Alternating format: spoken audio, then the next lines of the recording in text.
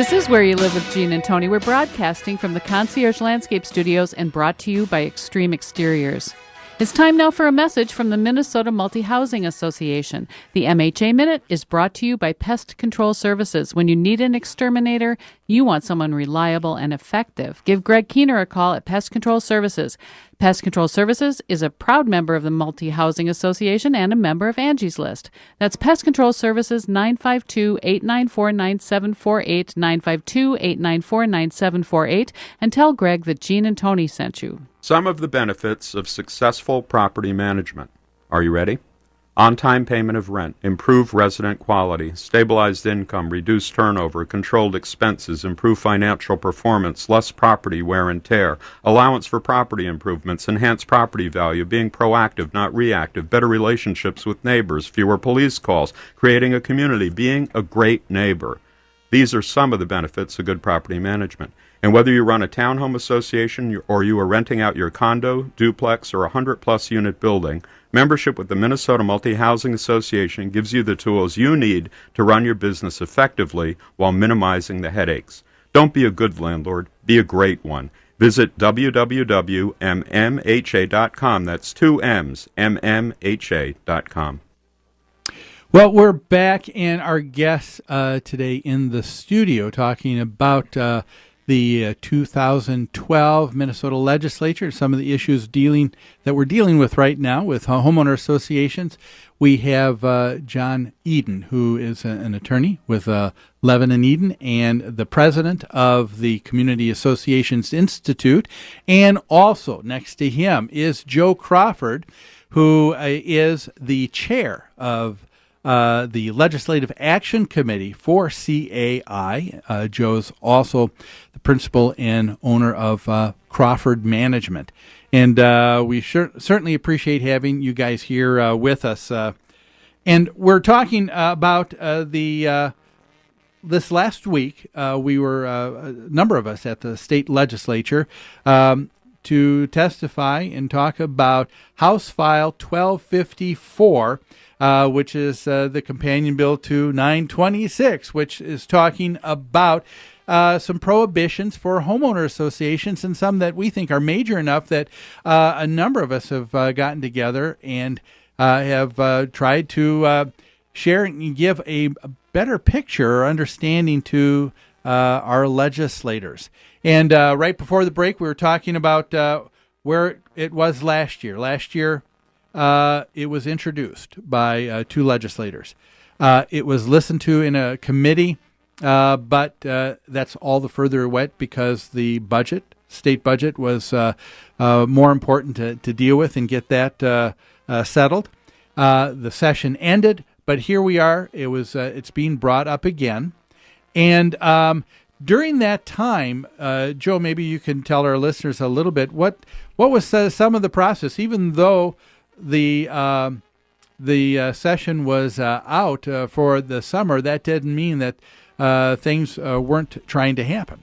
Correct. Thanks, Gene. I think the most important process is that the CAI LAC got together with the board of Community Associations Institute Minnesota, and we saw a real need to up our lobbying for this bill and for future bills. We got together and put together a pretty good contract with our lobbyist to move forward with moving towards full-time. And that was the most important key to this whole situation today and then moving forward, not only for this bill, but is to form this partnership because we're really separate entities, and people probably didn't realize that the chapter and the LAC is really separate. We're a national entity. But speaking directly to this bill, after the session ended, when it was tabled in civil law last year as the committee it was in, Tori Westrom, the legislator that's chair of that committee, said that he would be having an interim meeting during the off season when things were not in session.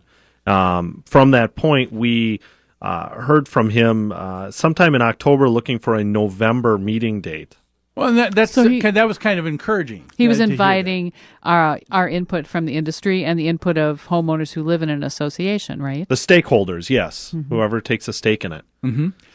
But what happened at that meeting? The meeting was very interesting.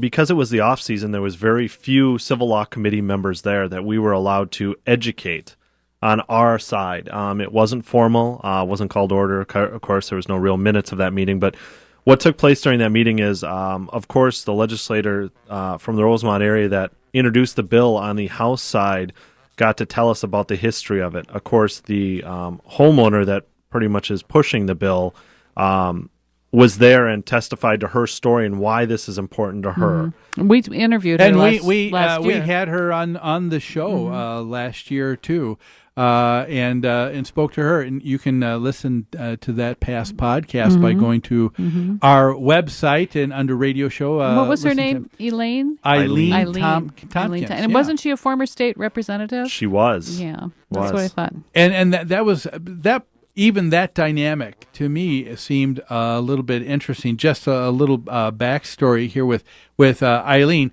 She's a member of a homeowner association. Correct. And the style is a single family, detached, right? Correct. And her complaint with the association was just over the flagpole, was it not? Well, it stemmed to a couple different issues, and how she told the story in November and how she similarly told parts of it this past Wednesday. But she pretty much started off by saying that she her kids, she moved into this home because it's the only home she could buy in this particular city she moved into, and she decided that it was very important, or her kids decided that it was very important to put a flagpole up to honor her deceased husband, who was a Marine. They put it up one weekend.